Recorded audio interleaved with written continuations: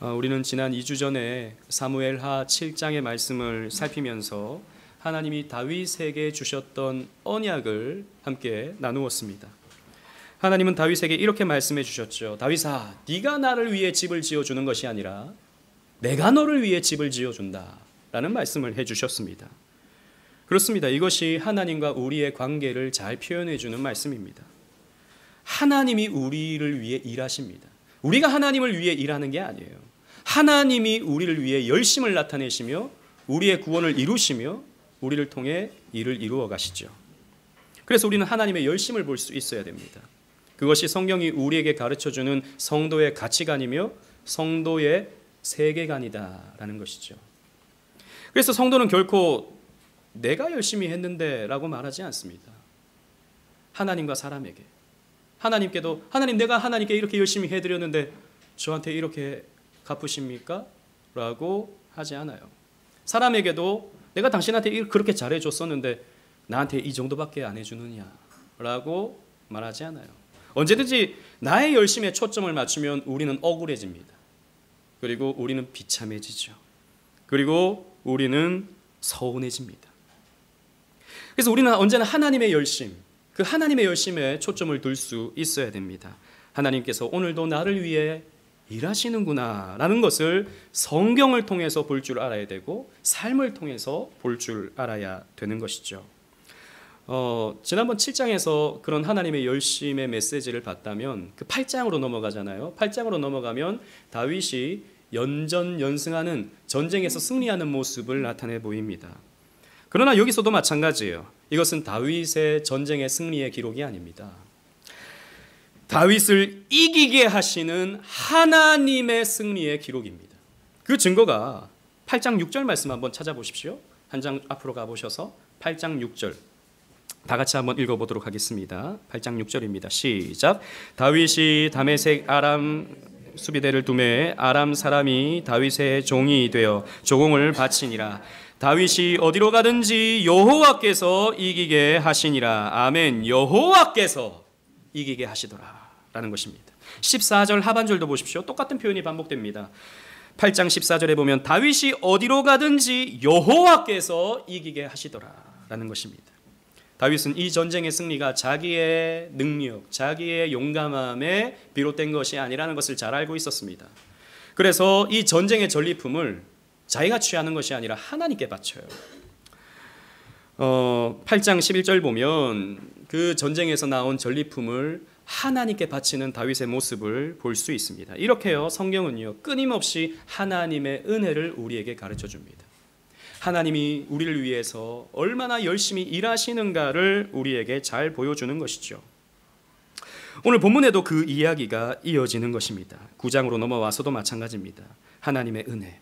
여러분, 이 은혜라는 말이 구약에서는 은총이라는 말로도 표현되는데 오늘 본문에서는 은총이라는 말로 표현이 됩니다. 그런데 이 은총에 해당하는 말의 히브리어를 살펴보면 여러분들 많이 들어보셨을 겁니다. 헤세드라는 말로 표현되는 것을 볼 수 있어요. 헤세드. 이 헤세드는요 하나님의 성품입니다. 여러분 주보 맨 위에 보시면 하나님이 시내산에서 이스라엘 백성들과 언약을 맺으실 때 이렇게 자신을 계시하십니다. 나는 여호와라 여호와라 인자와 진실이 많은 하나님이라 라고 말씀하셨어요. 자기를 이렇게 소개하셨어요. 언약의 당사자이신 하나님께서 나는 인자와 진실이 많은 하나님이다. 근데 여기에 인자에 해당하는 말이 히브리어로 살펴보면 헤세드입니다. 즉 헤세드는 언약적 은총, 그 언약에 따른 하나님의 인자하심, 이것을 표현하는 말이 되는 것이죠. 이 헤세드가 오늘 본문에 다윗에게 임했고 또 오늘 본문에 보면 또 다른 누군가에게 흘러가는 것을 볼 수 있습니다. 헤세드의 특징은 바로 이것이에요. 하나님이 언약 백성에게 헤세드를 부어주시면 그 헤세드는 거기에 우물처럼 모여드는 것이 아니라 흘러가게 되어 있어요. 그 헤세드를 흘러받는 사람이 오늘 본문의 무비보셋이라는 사람입니다. 오늘 본문의 이야기는 아주 전형적인 구약의 한 예표적인 이야기입니다. 즉 그리스도와 교회의 관계를 아주 적나라하게 보여주는, 아주 분명하고 뚜렷하게 보여주는 예표적인 이야기예요. 즉 왕이었던 다윗이 비천한 상태에 있었던 무비보셋에게 헤세드를 베풀어 주는 거예요. 자, 이 이야기는 신약적으로 봤을 때 왕이신 예수님께서 비천한 상태에 빠져 있던 우리를 영광스럽게 만들어가는 이야기가 되는 것입니다. 그래서 우리는 그런 그리스도의 렌즈를 통해서, 신약적인 렌즈를 통해서 오늘 본문을 이해해 볼 수가 있어야 되는 것이죠. 따라서 오늘 이 장면을 통해서 다윗과 무비보셋의 이야기 속에서 나타나는 이 이야기가 오늘 나와 무슨 상관이 있는가, 무슨 관계가 있는가를 살펴봄을 통해 큰 은혜를 받는 오늘 이 시간이 되었으면 좋겠습니다. 오늘 본문 보시고 9장 1절 말씀 다 같이 읽어보도록 하겠습니다. 9장 1절입니다. 시작. 다윗이 이르되 사울의 집에 아직도 남은 사람이 있느냐, 내가 요나단으로 말미암아 그 사람에게 은총을 베풀리라 하니라. 아멘. 다윗이요, 아마도 시간이 한 20년 정도 지난 것 같아요. 여러 가지 배경들을 보면 왕이 되고 나서 한 20년 정도가 지난 겁니다. 이때 혹시 사울의 집에 살아남아 있는 사람이 있는가, 사울의 후손 가운데 살아남아 있는 사람이 있는가를 묻습니다. 그리고 그에게 은총을 베풀겠다라고 말하고 있는 것이죠. 이것은 좀 의외입니다. 왜냐하면 동서고금을 막론하고 왕조가 바뀌면 반드시 필연적으로 이전 왕의 혈족들을 죽이는 것이 관례였기 때문이죠. 어느 나라든, 우리나라도 마찬가지고 세계 곳곳에 여러 나라도 마찬가지입니다. 이전의 왕의 혈통을 이어받은 사람이 있다면 그 사람은 죽어야 돼요. 왜냐하면 그 사람의 그 씨앗을 남겨두면 나중에 반역의 그 씨앗이 되지 않습니까? 이 왕의 인기가 떨어지고 왕의 힘이 떨어지면 신하들이 이전 왕의 그 피를 이어받은 사람에게 달려가서 우리의 왕이 되어주세요, 이 추대할 수 있는 가능성이 생기기 때문에 숙청하는 것이 일반적인 관습이었죠. 그런데 다윗은 은총을 베풀겠다라고 말하고 있는 것입니다. 수소문 끝에 다윗의 신하들은 한 사람을 찾았습니다. 이 예전에 사울의 신하였던 시바라고 하는 사람을 찾았어요. 3절 말씀 보십시오. 제가 읽겠습니다. 왕이 이르되 사울의 집에 아직도 남은 사람이 없느냐, 내가 그 사람에게 하나님의 은총을 베풀고자 하노라 하니 시바가 왕께 아뢰되 요나단의 아들 하나가 있는데 다리를 저는 자니라 하니라 라고 했습니다. 찾아보니까 한 사람이 있는 거예요. 무비보셋이라는 한 사람이 있습니다. 그런데 이 사람은 다리를 저는 자입니다. 요나단의 아들이니까 사울에는 손자가 되는 것이죠. 무비보셋은 장애인이었습니다. 다리를 저는 장애인이었습니다. 오늘날 장애인들에 대한 인식과 처우는 예전과 비교했을 때 아주 많이 좋아졌습니다. 그러나 아무리 그런 처우라든지 환경이 좋아졌다 하더라도 장애인으로 사는 것은 불편한 일임에는 틀림이 없죠. 고대 사회에는 여러분 어땠겠습니까? 고대 사회에서는 장애인들을 어떻게 대우했습니까? 그냥 장애인의 삶이 불편한 정도가 아니라 이것은 굉장히 멸시와 천대를 받는 그런 상황을 많이 맞이했었습니다. 복음서를 보면 예수님의 제자들이 예수님께 묻죠. 예수님, 저렇게 날 때부터 봉사, 날 때부터 소경된 자가 있는데 저가 저렇게 된 것은 저 사람의 죄 때문입니까? 아니면 저 사람의 부모님의 죄 때문입니까? 라고 묻습니다. 그러니까 제자들의 인식 가운데서도 이 장애를 가진 것은 무엇으로 생각했던 것이죠? 저주받은 것이라고 생각했던 겁니다. 뭔가 저주를 받았으니까 저렇게 태어났다라고 생각을 한 것이죠. 그러나 예수님께서는 이렇게 말씀하십니다. 요한복음 9장 3절 말씀, 주보에 있는 말씀이에요. 우리 다 같이 한번 읽어보도록 하겠습니다. 시작. 예수께서 대답하시되 이 사람이나 그 부모의 죄로 인한 것이 아니라 그에게서 하나님이 하시는 일을 나타내고자 하심이라. 아멘.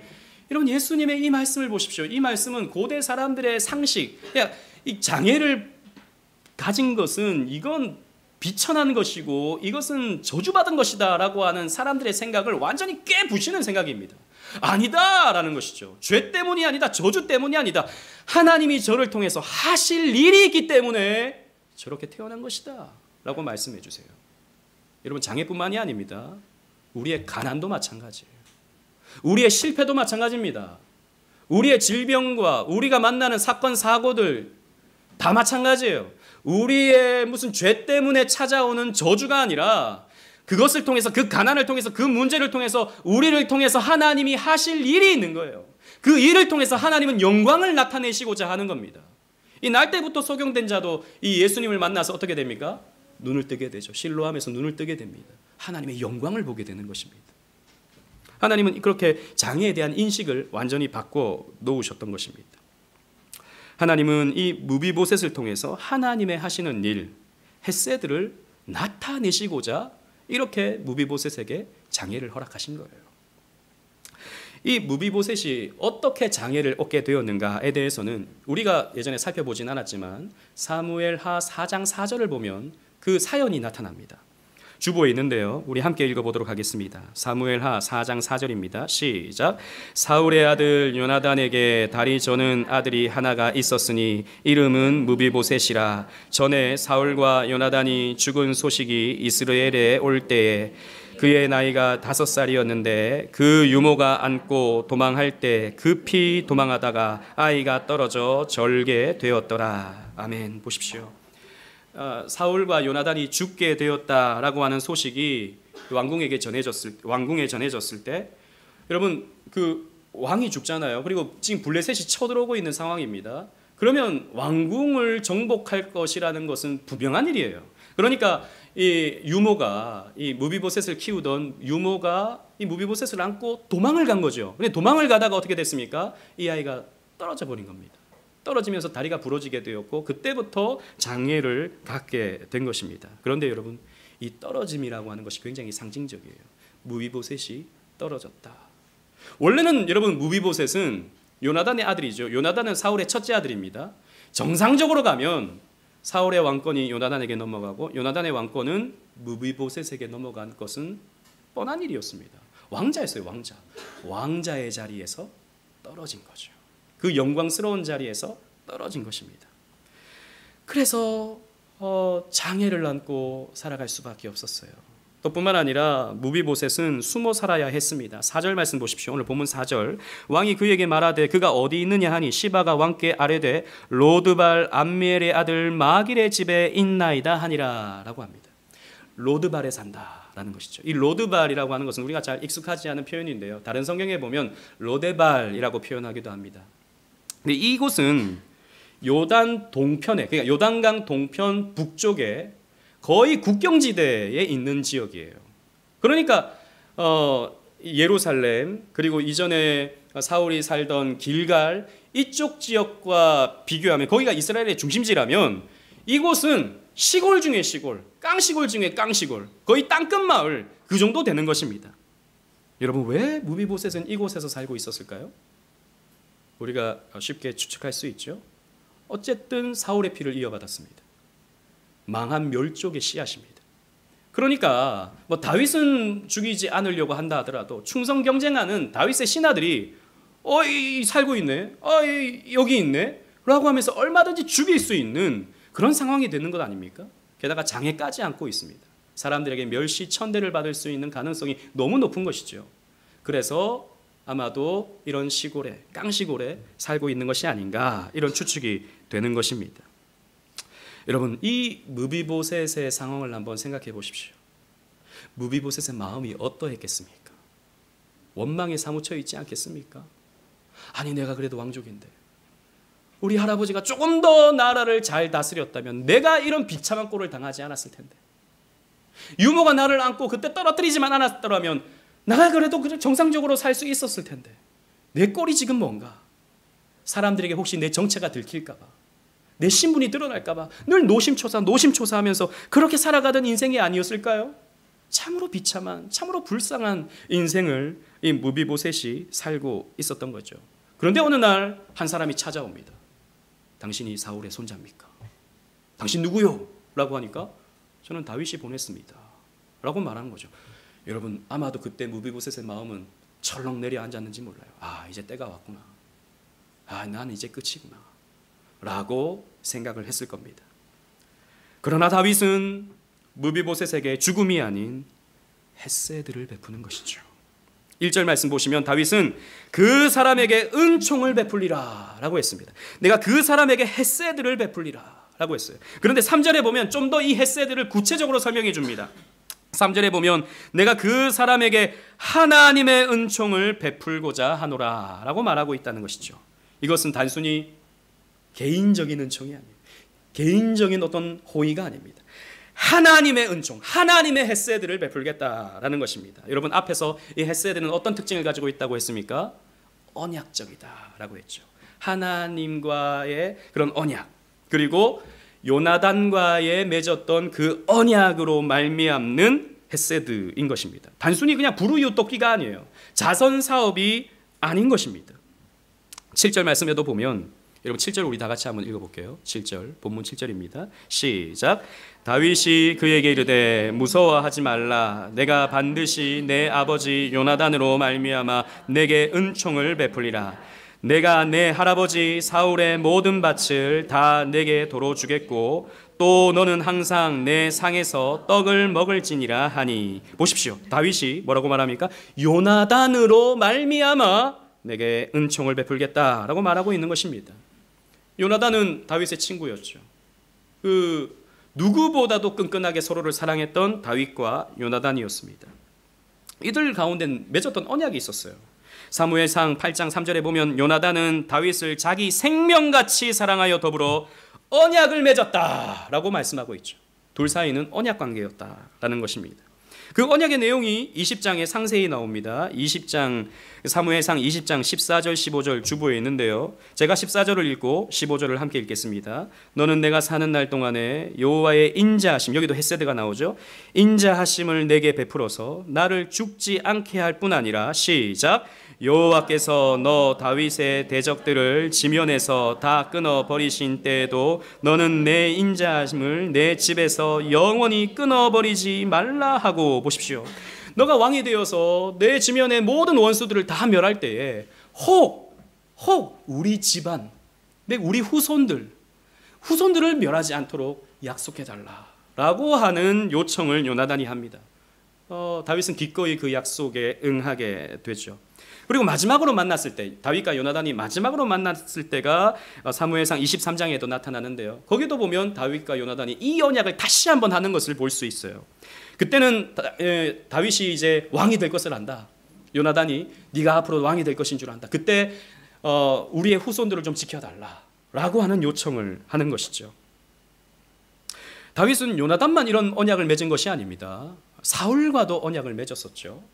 이전에 다윗이 사울을 살려줬을 때 그 굴 속에 있던 사울을 살려줬을 때 내가 잘못했다 라고 하면서 사울이 이렇게 말하죠. 네가 왕이 될 것을 안다. 그런데 그 왕이 되더라도 나의 이 후손들만은 살려달라라고 하는 요청을 하죠. 그때 다윗은 또 마찬가지로 그렇게 해주겠다고 하나님의 이름으로 맹세까지 합니다. 다윗이. 따라서 다윗이 무비보셋에게 베푸는 이 호의는요, 이 은혜는 그냥 단순한 사랑이 아닙니다. 그냥 불쌍히 여겨서 주는 그런 호의가 아니에요. 하나님의 헤세드인 것입니다.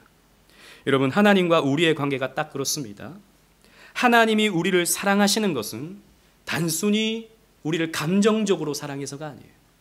단순히 우리가 이뻐서, 우리가 좀 착해서, 우리가 신앙생활 좀 잘하는 것 같아서 우리를 사랑해 주시는 것이 아니죠. 하나님이 우리를 사랑하시는 것은 언약적입니다. 이것이 어떤 의미냐면, 그럼 남녀가 서로 사랑을 하면 교제를 하죠. 사귀입니다. 그죠? 사귀는 건 아름다운 거예요. 하나님이 주신 그 사랑을 남자와 여자가 서로 나눔을 통해서 하나님의 사랑이 이렇게 뜨겁고 좋은 것이구나 라는 것을 깨달을 수 있는 아주 좋은 방편이 되는 것입니다. 그러나 사귀는 것은 불안합니다. 왜요? 이 사람의 마음이 언제 변할지 몰라요. 그죠? 아무리 뜨거워도 아무리 불같이 타올라도 영원히 지속되리라는 보장이 없어요. 그 감정이라는 것은. 감정은 변화무쌍하지 않습니까? 우리 다 겪어봐서 알지 않습니까? 그렇기 때문에 여러분, 그 사랑을 더 깊게 하기 위해서, 그 사랑을 변하지 않게 하기 위해서 무엇을 합니까? 언약을 합니다. 그 언약이 뭐죠? 결혼이죠. 이제 우리 9월달에 결혼하시는 커플이 오늘 예배에 참석하시는 그 사랑을 영원히 공고히 하기 위해서 결혼을 하는 겁니다. 이 결혼은 그 누구도 깰 수가 없어요. 단 하나, 이혼할 수 있는 기회라 그래야 되나요? 조건이라 그래야 되나요? 한 가지 있습니다. 바람을 필 때, 간음할 때, 그때는 이혼할 수 있어요. 그리스도를 믿는 사람들이 이혼할 수 있습니다. 나머지는 이혼할 수가 없어요. 이건 하나님 앞에서 굳게 맺어지는 겁니다. 그래서 실망을 해도 이 사람이 이 정도밖에 안 되는 사람이었나, 실망을 해도 결혼했으면 어쩔 수가 없어요. 당신 이 나이가 들어서 옛날에는 그렇게 빛나고 영광스러웠는데 이 주름이 이렇게 늘었으니 난 이제 당신과 더 이상 살게, 이렇게 할 수가 없는 것입니다. 결혼이라고 하는 것은 영원히 서로를 사랑하겠다고 하는 하나님 앞에서 하는 맹세예요.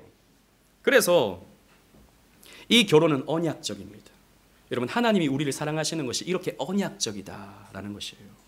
우리가 신앙생활 잘하면 어이구 이쁘다 내 자녀다, 너희들은 내 축복을 누려라 라고 하시다가 우리가 신앙생활 잘 못하면 언제 봤냐는 듯이 너는 내 백성이 아니다, 저리 가라, 지옥에 나 떨어져라, 이렇게 하시는 하나님이 아니다라는 것이죠. 하나님은 우리를 언약적으로 사랑하십니다. 그래서 이 언약적 헤세드라고 하는 것은 굉장히 우리에게 중요한 의미를 가져다 주는 것이죠. 그런데 이 헤세드는요, 오늘 본문에서 어떤 특징을 나타내냐 하면 많은 의미를 우리가 찾을 수 있지만 5가지로 좀 정리를 해봤습니다.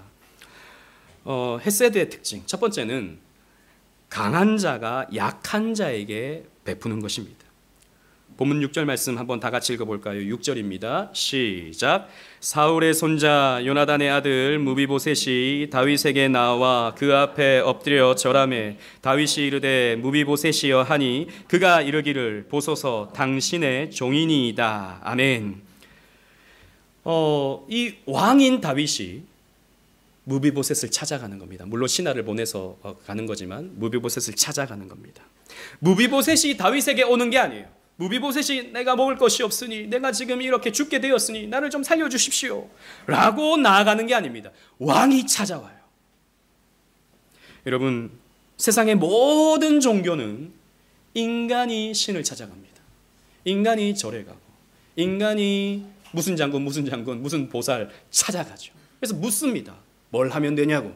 그러면 이렇게 하시오 라고 하는 나름의 율법 규정을 주죠. 그 율법 규정을 열심히 지키면 그 신을 감동시켜서 복을 받는 게 이 세상 대부분의 종교입니다. 그러나 기독교만은 달라요. 기독교만은 완전히 다릅니다. 다른 모든 종교는 자율 종교, 스스로 신을 찾아가는 자율 종교라면 기독교는 타율 종교입니다. 하나님이 우리를 찾아오시죠. 성경을 보십시오. 하나님이 아담을 찾아갑니다. 아담아 내가 어디 있느냐. 아브라함을 찾아갑니다. 아브라함아 내가 본토 친척 아비 집을 떠나 내가 내게 지시하는 곳으로 가라. 모세에게 찾아옵니다. 모세야 신을 벗으라. 예수님도 마찬가지예요. 예수님은요 사람들을 찾아가십니다. 병든 자를 찾아가시고 귀신 들린 자를 찾아가시고 가난하고 헐벗은 자들을 찾아가십니다. 하나님은 우리를 찾아오세요. 왠 줄 아십니까? 하나님이 우리를 먼저 사랑하시기 때문이에요.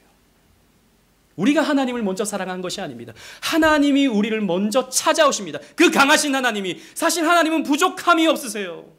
하나님의 뭐가 부족해서 우리가 구원받으면 그걸 기뻐하고 우리가 구원받는 게 한 사람 신하가 더 늘어나서 좋을 것 같습니까? 그러면 그 하나님은 뭔가 결핍이 있는 하나님이죠. 뭔가가 채워짐으로써 뭔가 좋아지는 하나님이라면 그 하나님은 지금 결핍이 있는 하나님입니다. 하나님은 그렇지 않아요. 우리가 구원받아서 하나님이 뭐 더 좋아지고 그런 것이 없습니다. 하나님이 영광 받으시는 것은 하나님이 내려주시는 그 사랑을 우리가 충만히 받을 때, 그 사랑으로 기뻐할 때, 하나님이 내려주시는 그 사랑을 우리가 감격할 때 하나님이 영광을 받으시는 거죠. 우리가 뭔가 하나님께 헌금을 드려서 하나님이 영광 받으시고, 우리가 뭔가 대단한 충성을 해서 하나님이 영광 받으시고, 물론 그런 게 있습니다. 하지만 본질적으로 그런 것이 아닌 것입니다. 하나님이 지금도 충만하세요. 모든 것을 가지신 하나님이십니다. 그 강하신 하나님이 우리에게 은혜를 베풀어 주시는 것이죠. 헤세드를 베풀어 주시는 겁니다. 그래서 요한일서 4장 19절 말씀 주보에 있는데 우리 다 같이 한번 읽어보도록 하겠습니다. 시작. 우리가 사랑함은 그가 먼저 우리를 사랑하셨습니다. 아멘. 이 선수적인 사랑이 우리에게 쏟아지고 있기 때문에 이 사랑은 변함없이 우리를 끝까지 저 천국으로 인도해 주는 것입니다. 그리고 두 번째로 이 헤세드는요 두려움을 내어 쫓습니다. 7절 상반절 말씀 보십시오. 제가 읽겠습니다. 다윗이 그에게 이르되 무서워하지 말라. 내가 반드시 내 아버지 요나단으로 말미암아 내게 은총을 베풀리라 라고 했습니다. 무비보셋은 한편으로는 두려웠을 거예요. 앞에서 신하들은 우리 왕께서 당신에게 헷세드를 베풀어 주신다고 라고 하는데 이게 헷세든지 헷세드 베풀어 준다고 해놓고는 갑자기 뒤에서 칼을 꽂는 것은 아닌지 솔직히 그런 마음 없었겠습니까? 있었을 것 같아요. 무서웠을 겁니다. 그런데 다윗이 이렇게 말하는 거예요. 두려워하지 마라. 무서워하지 마라. 다윗의 헷세드는 언약적이었기 때문입니다. 그래서 무비보셋을 해할 수가 없어요. 여러분, 하나님과 우리 사이도 마찬가지입니다. 여러분, 죄인인 우리가 죄인임을 우리는 무의식적으로 압니다. 내가 죄인이라는 것을. 그래서 우리가 하나님 앞에 나가잖아요. 그 의로우신 하나님 앞에 나가는 것이 우리는요 때로는 두려워요. 하나님 앞에 나가는 것이 두렵습니다. 우리가 은혜를 받는 게요 한편으로는요 두려워요. 너무 은혜 받을까 봐. 여러분 이거 아십니까?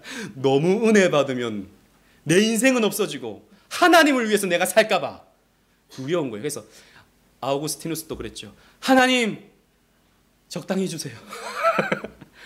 적당히만. 너무 많이 주지 말고 적당히만 주십시오. 두려워요 우리가. 너무 은혜 받을까 봐. 여러분 그리고 우리는 이런 두려움이 있어요. 관계에서 가지는 두려움. 버려질까 봐 가지는 두려움. 여러분 모든 인간관계는요 깨어졌습니다. 아담이 선악과를 베어 물음으로 말미암아 아담과 하와의 관계가 깨어져 버렸죠. 서로가 서로를 이제 손가락질하는 그런 관계로 타락해 버렸는데, 그래서 우리의 모든 인간관계는 깨어짐의 상처를 갖습니다. 그래서 우리는 알게 모르게 모든 관계에서 버려질 것에 대한 두려움을 갖죠. 어제도 제가 잠깐 그 금쪽 같은 내 새끼를 봤어요. 그냥 점심 먹으면서 그냥 이게 모니터 아내가 보고 있길래 봤어요. 저는 그거 보면 결혼하고 싶다가도 결혼할 마음이 없어질 것 같아요. 그거 보면 애를 낳았는데 저렇게 되면 어떡할 것 같아요. 왜 우리 젊은이들은 그거 안 봤으면 좋겠어요. 그런 건 아주 극단적인 세야. 그건 아주 극단적인 이야기야. 예, 우리 청년들이 그거 보고 시집 안 간다 그럴까 봐 좀 걱정이에요. 어제 보니까 정말 이거는 상상을 초월하더라고요. 어떻게 이런 애가 있는지. 말하면 끝이 없으니까. 근데 이 애의 또 그 상태를 점검해 보니까 분리불안이 있는 거예요. 버려질 것에 대한 두려움. 이미 엄마 아빠는 이혼을 했고 그래서 아빠로부터 버려졌다는 그런 두려움. 그리고 자기가 또 엄마로부터 또 버려질지 모른다는 두려움. 그런 두려움이 과잉 행동을 만들어 버리죠. 과잉 행동. 여러분 그 사귀는 커플 관계에서도 그런 일들 많이 있지 않습니까? 그런 경우를 저는 많이 봤어요. 여자친구가 남편을 계속 괴롭히는 거예요. 밤에 뭐 가져와. 너 가져가야 되는 거예요. 안 가져오면 이럴 줄 알아서 너는 나를 별로 안 사랑해. 뭐 이렇게 하는 남자친구를 괴롭히는 그 여자친구들 꽤나 있더라고요. 근데 그거 잘 보면 가만히 보면 버려질 것에 대한 두려움이 있는 거예요. 그러니까 이 사람이 나를 얼마나 사랑하는지 잘 모르겠으니까 자꾸 확인해 보는 거죠. 근데 이게 확인이 안 되면 네가 나를 버릴 것 같으면 내가 너를 버리겠다. 먼저 그냥 이 표현 안 좋은 표현인데 선빵을 날리는 것입니다. 내가 당신에게 버려지기 싫다는 겁니다. 내가 먼저 당신을 버리게. 그게 계속 괴롭히는 거죠. 어떻게 보면 그것도 분리불안이죠. 우리 인생은 다 이런 분리불안이 있습니다. 친구에게 버려질까 두려움을 느끼죠. 여러분 아이들이 그런 비행 청소년이 되는 가장 중요한 이유도 분리불안입니다. 그 친구들 사이에서 내가 버려지게 될까 봐 그 아이들이 시키는 거 다 하는 거죠. 그 아이들이 나쁜 짓 하면 나도 해야 되는 거예요. 아무리 착한 애들도 그런 분리불안이 있으면 나쁜 짓에 동참하게 되는 겁니다. 그럼 버려질까 봐 겪게 되는 불안이 우리에게 있는 거죠. 그게 우리에게 스트레스를 줍니다. 회사에서든 인간관계에서든 모든 곳에서든. 그러나 하나님은 다르십니다. 하나님은 우리에게 이렇게 말씀하시는 거예요. 두려워하지 마라. 내가 너희를 버리지 않는다. 내가 너희와 늘 항상 함께한다. 요한일서 4장 18절 말씀, 주보에 있는 말씀 다 같이 한번 읽어보도록 하겠습니다. 시작. 사랑 안에 두려움이 없고 온전한 사랑이 두려움을 내쫓나니 두려움에는 형벌이 있음이라. 두려워하는 자는 사랑 안에서 온전히 이루지 못하였느니라. 아멘. 진짜 사랑은, 진짜 하나님의 사랑은 두려움을 내쫓는다는 것입니다. 왜냐하면 이 사랑은 변하지 않는 사랑이기 때문입니다. 이 사랑은 무조건적인 사랑이기 때문이에요. 여러분, 부모가 되면 자식에게 무조건적인 사랑을 베풉니다. 왜냐? 이 아이와 나는 언약적으로 맺어져 있거든요. 외적으로든 법적으로든 이 아이와 맺어져 있습니다. 그렇기 때문에 이 아이를 무조건적으로 사랑하는 거예요. 하나님도 마찬가지입니다. 하나님과 우리의 사이가 언약적이라고 했죠. 그래서 그 은혜는 무조건적인 은혜가 되는 것입니다. 우리가 때로는 실패해도, 우리가 때로는 하나님 앞에 불순종해도, 때로는 우리가 하나님 앞에 너무 게을러도, 여러분, 그 게으름 때문에 가슴을 치십시오. 내가 왜 이렇게 게으른지, 내가 왜 이렇게 믿음이 없는지 가슴을 치십시오. 그러나 하나님이 나를 버리시지 않을까, 이런 두려움은 벗어버리십시오. 하나님은 결코 여러분들을 버리지 아니하십니다. 여러분들이 버릴지언정, 여러분들이 하나님의 손을 놓잖아요. 그럴 수는 있어요. 그러나 하나님은 여러분들의 손목을 붙잡고 있기 때문에 여러분들이 아무리 손을 놔도 하나님은 여러분들을 끌고 가실 수밖에 없어요. 세 번째로는 이 헤세드는 영적인 것뿐만 아니라 육적인 것까지도 채우십니다. 7절 하반절 말씀 보시면 내가 내 할아버지 사울의 모든 밭을 다 내게 도로 주겠고 또 너는 항상 내 상에서 떡을 먹을지니라 하니 라고 했습니다. 저 변방 로드발에 숨어 사는 무비보셋에게 다윗은 사울의 소유의 밭을 다 주겠다고 했습니다. 사울의 소유라고 하는 것은 길갈, 그 이스라엘 중심지에 아주 좋은 땅이었을 겁니다. 중심지니까. 그런데 지금 뭐 아무리 이 로드발에 좋은 땅이 있다 하더라도 여기는 험한 산지예요. 이 길앗 지역의 이 산지는 별로 농사 지을 땅도 없고 또 외적이 침입하면 당장 그냥 착취당할 수밖에 없는 그런 땅이기 때문에 이건 그냥 아무런 재산 가치가 없는 것입니다. 그런데 사울의 땅을 주겠다라는 거죠. 뿐만 아니라 왕의 식탁에서 항상 먹을 수 있도록 해주겠다라고 보장해 주는 겁니다. 왕의 식구가 되게 해주겠다라는 거죠. 먹고 사는 것을 책임져 주겠다라는 것입니다. 여러분, 우리는 기억해야 됩니다. 우리의 구원이라고 하는 것은 우리의 영혼의 구원만이 아닙니다. 우리가 예수를 믿어서 구원받는다고 하는 것은 우리의 영혼만이 아니라 우리가 나중에 죽어서 천국 가는 그런 구원만이 아닙니다. 우리의 구원이라고 하는 것은 우리의 육신의 구원도 되는 것입니다. 영육의 구원이에요. 전인적인 구원이에요. 우리의 영혼이 복을 받는 것처럼 우리는 우리의 삶 속에서 복을 받을 수 있어요. 여러분, 우리 교회는 고난에 대해서 자주 말하고 우리는 기복주의를 배격하는 교회다 보니까 복 받는다 그러면, 우리가 물질적인 복 받는다 그러면 왠지 우리는 거부감이 생길 수 있어요. 그러나 그것은 건강한 신앙이 아닙니다, 여러분. 하나님은 우리의 영혼을 복되게 하시고 또 마찬가지로 우리의 육신을 복되게 하시는 하나님이십니다. 성경에 그런 약속들이 얼마나 많은지 몰라요. 너희는 먼저 그의 나라와 그의 의를 구하라. 그리하면 이 모든 것이 무엇을 먹을까 무엇을 입을까 하는 문제가 해결될 것이다 라고 말씀하잖아요. 이 말씀을 우리는 믿을 수 있어야 됩니다. 물론 우리는 탐욕적이기 때문에 먹고 사는 문제가 아니라 다른 사람보다 더 잘 먹고 더 잘 살게 해달라고 요청을 하니까 그걸 하나님께서 안 들어주시는 거죠. 그런데 먹고 사는 문제는 하나님께서 보장해 주십니다. 걱정하지 마세요. 우리 청년들 앞으로 내가 어떻게 살까 걱정하지 마세요. 오늘 성경 말씀을 다 같이 읽어보겠습니다. 시편 37편 25절 말씀입니다. 다 같이 읽겠습니다. 시작. 내가 어려서부터 늙기까지 버림을 당하거나 그의 자손이 걸식함을 보지 못하였도다. 아멘. 대단한 뷔페는 못 먹을 수 있습니다. 저 호텔 뷔페는 못 먹을 수 있어요. 요즘 사람들이 먹는 오마카세라는 거 아십니까? 초밥 하나 딱 만들어주는데 그게 5만 원. 하나 딱 싸주는데 5만 원. 그래서 10점을 먹으면 50만 원이에요. 고기 하나 딱딱 구워주는데 그거 한 점이 5만 원, 10만 원. 그래서 하나 먹는데 60만 원 그렇게 나오는, 다들 처음 들어보시네요. 그런 게 요즘 한번 먹어보는 게 우리 유행이에요. 요즘 시대에. 저도 영상 보니까 먹어보고 싶더라고요. 못 먹어봤어요, 저는. 그런데 그런 걸 하나님이 우리에게 보장해 주는 게 아니고 그런 사치스러운 걸 우리에게 보장해 주시는 게 아니에요. 다른 사람보다 더 잘 먹고 더 잘 사는 것을 우리에게 보장시켜 주는 게 아니에요. 먹고 사는 문제는 하나님이 다 책임져 주신다.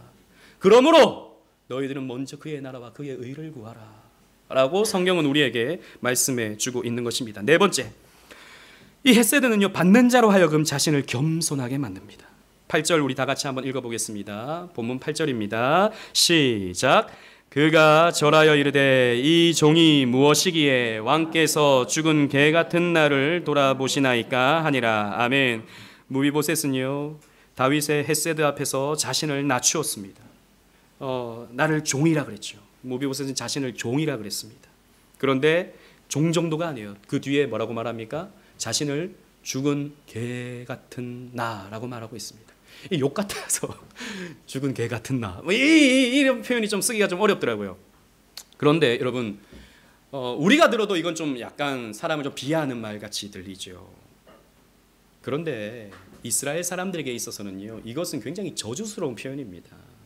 왜냐하면 개라고 하는 것은 이스라엘 백성들에게 있어서 율법적으로 본다면 부정한 짐승이기 때문이에요. 개는 되새김질을 하지 않아요. 그리고 발에 굽도 없습니다. 그렇기 때문에 개는 부정한 짐승이에요. 세계에서 유일하게 개를 부정하게 취급하는 나라는 이스라엘밖에 없습니다. 게다가 죽은 개, 이건 더 부정한 거예요. 그런 죽은 개와 부딪히면 일주일 동안 부정해요. 여러분, 그렇기 때문에 자신을 죽은 개 같다라고 말하는 것은 이건 자신이 얼마나 비참한 존재인가를 표현하는 것입니다. 여러분, 이게 놀라운 것입니다. 하나님의 헤세드를 맛본 사람은, 하나님의 헤세드를 누리는 사람은 필연적으로 자신의 비참함을 봅니다. 여러분들이 말씀을 읽잖아요. 말씀을 듣잖아요. 그러면 여러분들이 막 힘이 나는 게 아니라, 1차적으로는 막 힘이 나는 게 아니라 자신의 비참함을 보면서 괴로워집니다. 여러분 많이 겪으셨을 겁니다. 우리 교회도 그런 분들 많으셨어요. 처음에 목사님 말씀을 들으니까 너무 막 우울해지고 비참해지는 거예요. 내가 죄인임을 한 번도 생각해보지 못하다가 그것을 직시하게 되니까 비참해지는 겁니다. 그런데 여러분, 이 비참함을 겪으면서 우리는 영광으로 나가요. 이 비참함을 겪지 않으면 우리는 영광으로 나가지 못합니다. 우리 새벽에 말씀 나누고 있는 하이델베르크 요리문답 2문에서 하나님의 위로가 어떻게 우리에게 전달되는가에 대해서 이렇게 설명해 주고 있어요. 문이 이렇습니다. 이러한 위로 가운데 복된 인생으로 살고 죽기 위해서 당신은 무엇을 알아야 됩니까? 라고 질문하는데요, 세 부분을 알아야 된다라고 했습니다. 여러분 따라해 보실까요? 첫째, 나의 죄와 비참함이 얼마나 큰가? 둘째, 나의 모든 죄와 비참함으로부터 어떻게 구원을 받는가? 셋째, 그러한 구원을 주신 하나님께 어떻게 감사를 드려야 하는가? 이 세 가지를 알아야 우리는 하나님의 위로를 받을 수 있어요. 그런데 우리는 자꾸 비참함을 건너뛰으려고 하는 것입니다. 왜? 내가 힘드니까, 내 마음이 괴로우니까. 우리는 우리 자신을 아주 고귀하고 영광스러운 존재로 여기는데 익숙해져 있어요. 우리는 늘 노래 부를 때 당신은 사랑받기 위해 태어난 사람, 이런 노래 부르기를 좋아하지 않습니까? 그런데 아니에요. 당신은 비참한 사람입니다 라고 우리는 먼저 노래 부를 줄 알아야 됩니다. 스펄전 목사님이 어릴 때 18살 때 그 어느 눈이 와서 몇 사람 안 나온 예배당에서 목사님도 아닌 어느 청년이 강단에 올라서서 대신 설교를 하는데, 당신은 너무 비참해 보이는군요. 청년, 당신은 너무 비참해 보입니다. 여호와를 앙망하십시오 라고 하는 아주 그 낯선 그 음성을 듣고, 그 설교를 듣고 자신의 비참함을 처음으로 살피기 시작했던 겁니다. 아, 그렇지, 내가 비참한 존재지. 그 비참함을 보면서 하나님의 영광을 보기 시작한 거예요. 여러분, 이것입니다. 내가 이렇게 비참한데, 내가 이렇게 사실 죽어 마땅한 자인데, 이렇게 멸족으로서 사실 저 변방에 살아 마땅한 존재인데 왕께서 나를 부르시고 왕께서 나를 찾아오시고 나를 왕의 상에서 초청해 주신다니 이 은혜가 얼마나 놀라운가. 우리는 그렇게 생각할 수 있게 되는 거죠. 그런데 내가 비참하지 않다고 생각하면요, 나는 다른 사람보다 더 착하고 다른 사람보다 신앙생활 더 잘하고 이렇게 생각하면요, 하나님이 베풀어 주시는 구원은 당연히 주셔야 되는 거 아닌가? 내가 이 정도 하는데? 라고 생각할 수밖에 없게 되죠. 은혜가 아니게 되는 것입니다. 마지막으로 헤세드로 말미암아 왕의 아들이 되는 권세를 받습니다. 11절 말씀 다 같이 읽겠습니다. 11절 시작. 시바가 왕께 아뢰되 내 주 왕께서 모든 일을 종에게 명령하신 대로 종이 준행하겠나이다 하니라. 무비보셋은 왕자 중 하나처럼 왕의 상에서 먹으니라. 아멘. 무비보셋이 왕자처럼 대우를 받는 겁니다. 무비보셋이 이런 영광스러운 자리까지 올라가는 거예요. 로마서 8장 15절 말씀, 여러분 이것이 우리에게 어떤 의미를 주는가? 즉 무비보셋이 그런 비천한 자리에서 왕자처럼 취급을 받는다라고 하는 것은 우리가 이런 비참했던 우리가 하나님의 은혜로 말미암아 하나님의 아들로서 인정받는다라고 하는 것을 가르쳐 주는 거죠. 그래서 로마서 8장 15절 말씀은 우리에게 적용되는 말씀인데요. 우리 다 같이 한번 읽어보도록 하겠습니다. 시작. 너희는 다시 무서워하는 종의 영을 받지 아니하고 양자의 영을 받았으므로 우리가 아빠 아버지라고 부르짖느니라. 아멘. 여러분 이 무비보셋의 인생을 한번 보십시오. 원래 무비보셋은 왕의 후손입니다. 왕이 누릴 수 있는 것을 다 누릴 수 있던 사람입니다. 그런데 그가 떨어져 버렸어요. 떨어져 버려서 가장 비천한 자, 가장 불쌍한 자가 되고 말았습니다. 그런데 어떻게 되죠? 왕이 찾아옵니다. 왕이 찾아와서 왕의 아들로 삼아주는 거예요. 자, 이 이야기가 뭘 가르쳐 주는지 여러분 잘 아시겠죠? 여러분 아담은 어떤 존재였습니까? 에덴 동산에서 왕처럼 모든 것을 다스리던 사람이었습니다. 그런데 그가 선악과를 베어물고 어떻게 됐죠? 떨어져 버렸습니다. 타락해 버렸어요. 모든 것을 빼앗겨 버렸습니다. 가장 비참한 자가 되었습니다. 그런데 그런 자에게 누가 옵니까? 왕이 찾아오는 거예요.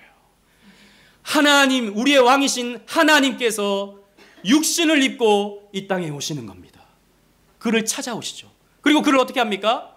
왕 같은 존재로 다시 회복시켜 주는 거예요. 왕의 아들로 삼아주시는 겁니다. 이건 우리의 이야기예요.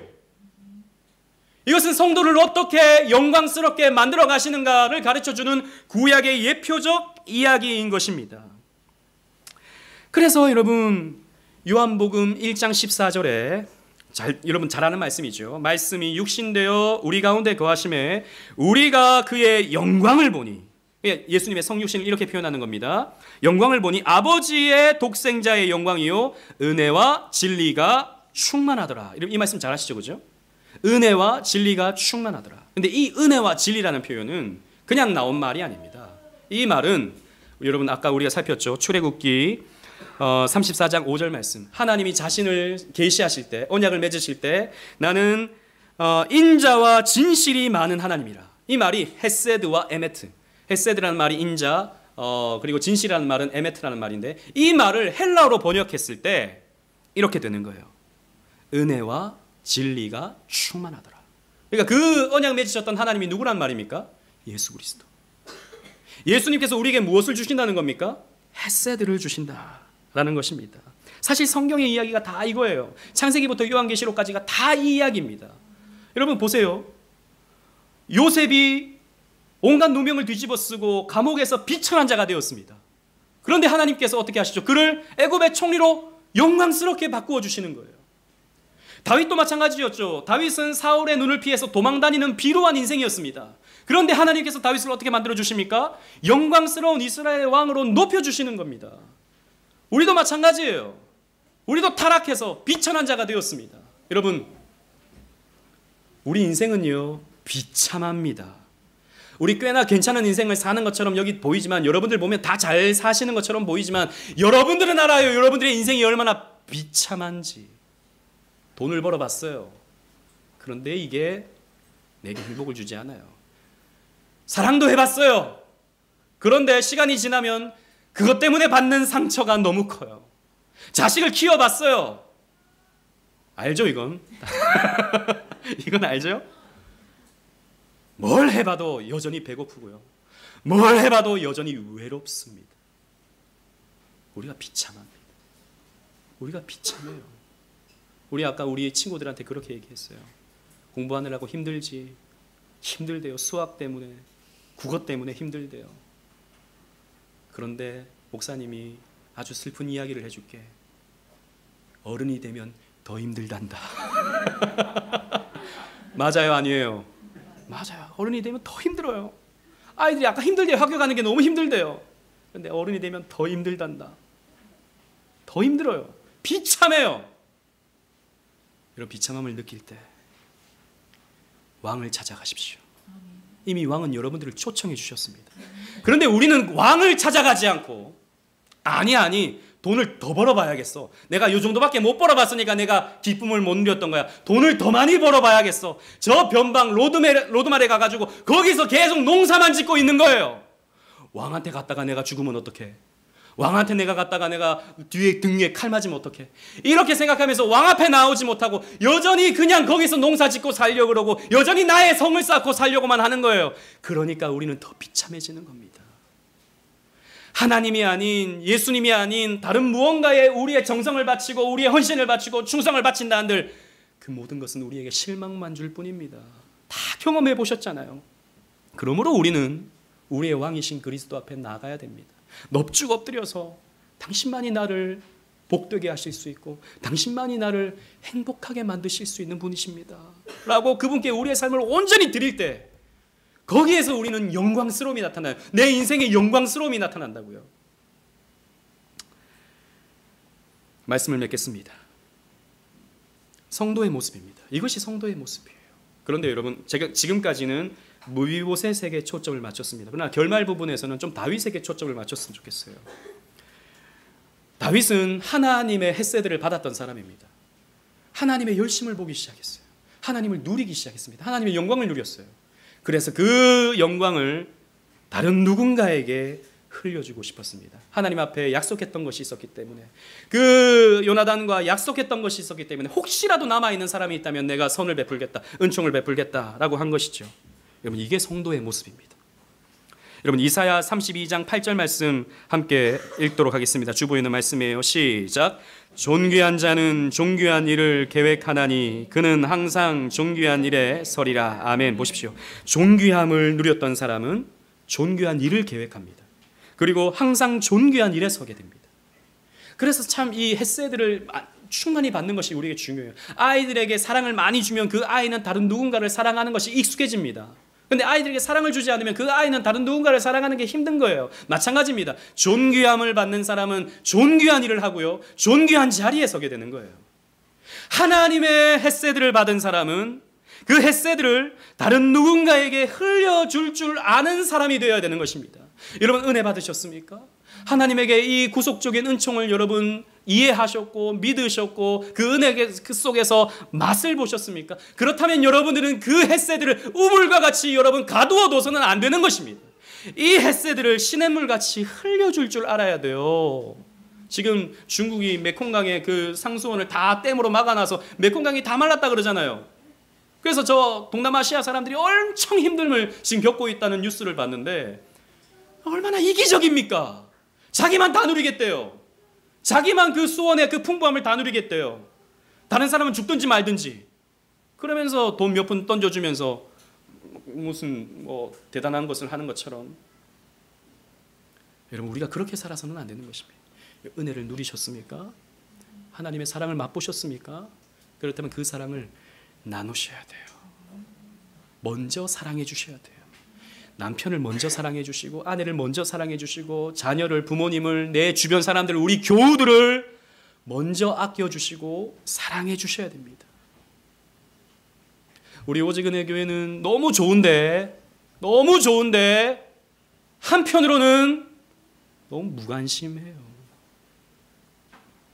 이 사람들이 주중에 사는지 죽는지 관심이 없어요. 와서 그냥 안녕 잘 지냈어 인사할 뿐이죠. 물론 우리는 뭐 주중에 늘 전화하고 어이구 보고 싶어 할 말도 없는데 굳이 막 이렇게 하라는 말이 아닙니다. 먼저 관심을 주시고 먼저 사랑해 주셔야 돼요. 그게 교회입니다. 그게 헷세들을 누리는 교회로서의 모습입니다. 아니, 저 사람이 먼저 나한테 잘해줘야지. 저 사람은 나한테 이렇게 해줬는데 내가 저 사람한테 왜 그렇게 해줘? 무비보셋이 다윗에게 뭐 해준 거 있습니까? 아무것도 없어요.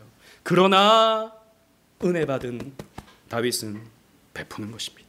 여러분, 이게 성도입니다. 이게 성도예요. 이런 나누어 줄 때 이 헤세드는 우리에게 더욱 풍성해집니다. 하나님은 그런 원리를 우리에게 주셨습니다. 이런 헤세드의 충만을 누리는, 왕이 베풀어 주시는 이 헤세드를 맛보며 충만을 누리는 저와 여러분들 되시기를 주님 이름으로 축원합니다. 아멘.